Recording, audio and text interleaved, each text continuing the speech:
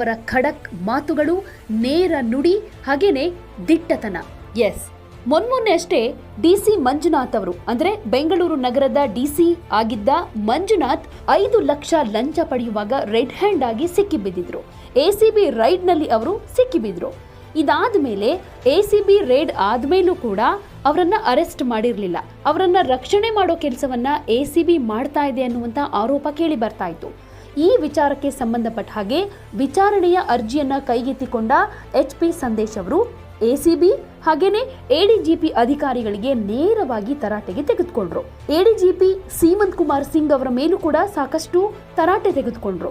ಇಂಥ ಕಳಂಕಿತ ಅಧಿಕಾರಿಗಳನ್ನ ಯಾಕೆ ಬಳಸ್ಕೊಳ್ತಾ ಇದ್ದೀರಾ, ಯಾಕೆ ಅವರಿಗೆ ಅಧಿಕಾರ ಕೊಟ್ಟಿದ್ದೀರಾ ಅಂತ ನೇರವಾಗಿ ವಿಚಾರಣೆಯ ಸಂದರ್ಭದಲ್ಲಿ ಅವರಿಗೆ ಕ್ಲಾಸ್ ತೆಗೆದುಕೊಂಡಿದ್ರು. ಇದಾದ್ಮೇಲೆ ಈಗ ನ್ಯಾಯಮೂರ್ತಿ HP ಸಂದೇಶ್ ಅವರಿಗೆ ಬೆದರಿಕೆ ಬರ್ತಾ ಇದೆಯಂತೆ. ಅದು ಕೂಡ ಅವರ ಸಹನ್ಯಾಯಮೂರ್ತಿಯೇ ಅಂತಹ ಪವರ್ಫುಲ್ ಅಧಿಕಾರಿಗಳನ್ನ ಯಾಕೆ ಎದುರು ಹಾಕೊಳ್ತೀರಾ, ಸುಮ್ಮನೆ ಟ್ರಾನ್ಸ್ಫರ್ ಆಗಬೇಕಾಗುತ್ತೆ ಅನ್ನುವಂತ ಮಾತನ್ನ ಹೇಳಿದಾರಂತೆ. ಈ ವಿಚಾರವನ್ನ ಹೈಕೋರ್ಟ್ ವಿಚಾರಣೆಯ ಸಂದರ್ಭದಲ್ಲಿ ಮುಕ್ತವಾಗಿ ಮಾತನಾಡಿದ್ದಾರೆ ನ್ಯಾಯಮೂರ್ತಿ HP ಸಂದೇಶ್ ಅವರು. ನಾನು ಯಾರಿಗೂ ಹೆದರೋದಿಲ್ಲ, ಎಡಿಜಿಪಿ ಅಷ್ಟೊಂದು ಪವರ್ಫುಲ್ಲ, ಟ್ರಾನ್ಸ್ಫರ್ ಆಗೋಕ್ಕೂ ರೆಡಿ ಇದ್ದೀನಿ. ಜನರಿಗೆ ಒಳ್ಳೇದಾಗುತ್ತೆ ಅಂದ್ರೆ ಅದು ಆಗ್ಲಿ. ನಾನು ರೈತನ ಮಗ, ಬೇಕಾದ್ರೆ ಈ ಕೆಲಸ ಬಿಟ್ಟು ಹೋಗಿ ಉಳುಮೆ ಮಾಡಿಕೊಂಡು ಜೀವನ ಸಾಗಿಸ್ತೀನಿ, ನನಗೆ ಯಾವುದೇ ಬೇಸರ ಇಲ್ಲ ಅನ್ನೋ ಮಾತನ್ನ ಹೇಳಿದ್ದಾರೆ. ಇವರ ಈ ಮಾತುಗಳು ಈಗ ಸಿಕ್ಕಾಪಟ್ಟೆ ವೈರಲ್ ಆಗ್ತಾ ಇದ್ದು ತುಂಬಾ ಮಂದಿ ಇವರ ನೇರ ನಡೆ ನುಡಿಗೆ ಹ್ಯಾಟ್ಸ್ ಆಫ್ ಹೇಳ್ತಿದ್ದಾರೆ. ಬನ್ನಿ ಹಾಗಾದ್ರೆ ಹೈಕೋರ್ಟ್ ನ್ಯಾಯಮೂರ್ತಿ HP ಸಂದೇಶ್ ಅವರು ಯಾವ ರೀತಿ ಖಡಕ್ ಸಂದೇಶ ರವಾನಿಸಿ ಖಡಕ್ ಮಾತುಗಳನ್ನ ಆಡಿದ್ದಾರೆ ಅನ್ನೋದನ್ನ ನೋಡೋಣ. ಇವರೆಲ್ಲ ನೋಬಲ್ ಪರ್ಸನ್ಸ್. ನೀವು you are hiding all this. Why you are hiding all this? Is it a noble profession job? You should have advised him, place it before the court. If you are really concerned about the general public, if you are really having concern about the general public, you would have directed them to place all records.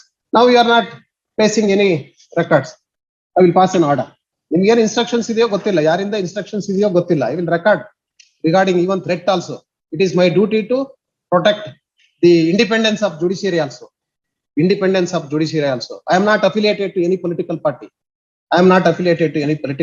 And also the ideology of any of the political parties. I am not having any ideology of any public party. I am affiliated to the constitution only. ದೇಶನೇ ತುರಿತಾ ಇದೆ, ಇಲ್ಲೂ ಅಷ್ಟೇ ದೇಶನೇ ತುರಿತಾ ಇದೆ corruption ಅಲ್ಲಿ. ನೀವೇನ್ ಮಾಡ್ತಾ ಇದೀರಿ? You people are protecting such people and not placing the material before the court. I placed not the ಏನ್ ಮಾಡಿದಿರಿ ಕೊಡ್ರಿ ಅದು. ಈ ಕೇಸ್ ಮತ್ತೆ ಅಂಡರ್ಟೇಕನ್ ಮಾಡ್ಕೊಂಡ್ರಿ ಅವತ್ತು. Why you intervened while dictating an order? My apologies. Apology ಕಟ್ಕೊಂಡು ಏನ್ ಮಾಡೋದು ನಾನು? ನನಗೆ public interest is concern. I am concern with public interest. ಈಗಲೇ ಸೆಕೆಂಡ್ ಸ್ಟೇಜ್ ಫಸ್ಟ್ ಸ್ಟೇಜ್ ಅಲ್ಲಿ ಇದ್ದಾಗ್ಲೇನೆ ಇದನ್ನ ಸರಿ ಮಾಡ್ಲಿಲ್ಲ ಅಂದ್ರೆ ಫೋರ್ತ್ ಸ್ಟೇಜ್ಗೆ ಹೋದಾಗ ಕ್ಯೂರ್ ಮಾಡಕ್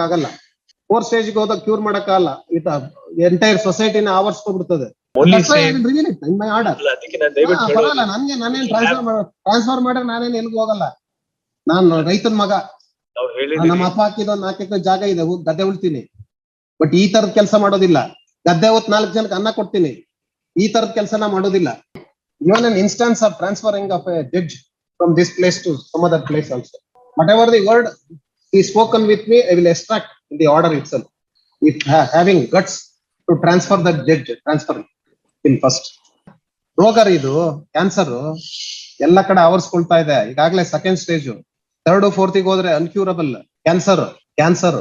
ನನಗೇನಿಲ್ಲ, ಭಗವಂತ